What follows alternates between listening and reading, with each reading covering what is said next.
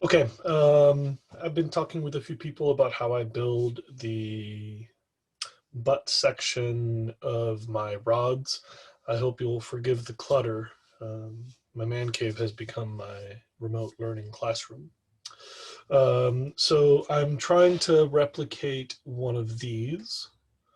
Um, this is a CalStar 80 heavy, I believe, old CalStar rod. I'm going to do the same thing with this one, identical blank. Um, I like to use Hypalon grips. I've marked my rear Hypalon grip location. This is where my Fuji graphite reel seat is going to go. I'll mask this so it's easier to clean up after. This is my foregrip. And the first thing I'm going to do is I'm going to move my blank a little bit so that I can slide my rear Hypalon. You can see that it doesn't go nearly as far as I'll need it to go. It stops about here, and that's pretty perfect. I'm going to make a couple of marks, and so that it's clear what I'm doing. This is where my rear grip sits naturally. This line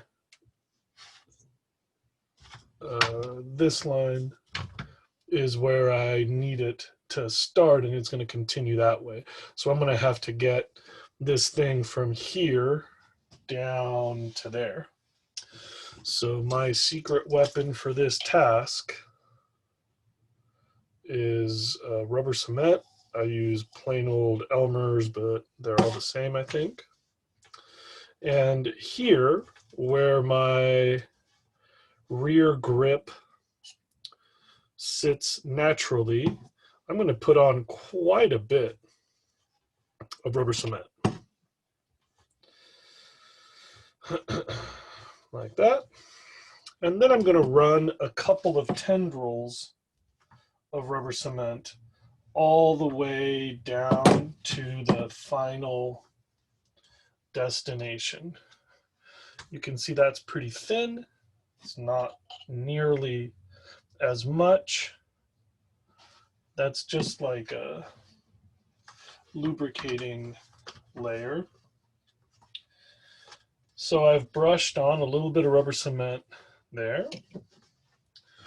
I'm going to bring back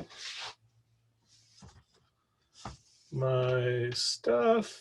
There's my Hypalon, and I'm twirling it over the part that had more. Now I just make one smooth motion all the way back to my butt cap mark.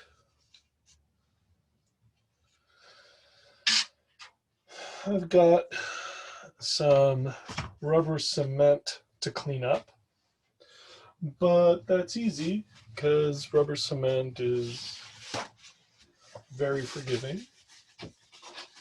Where it's still wet on my workbench, I can just wipe it up. Everywhere else, I'll just wait a minute. I'll let it dry a little. And you probably did this as a kid. You just roll it off. Maybe you can see that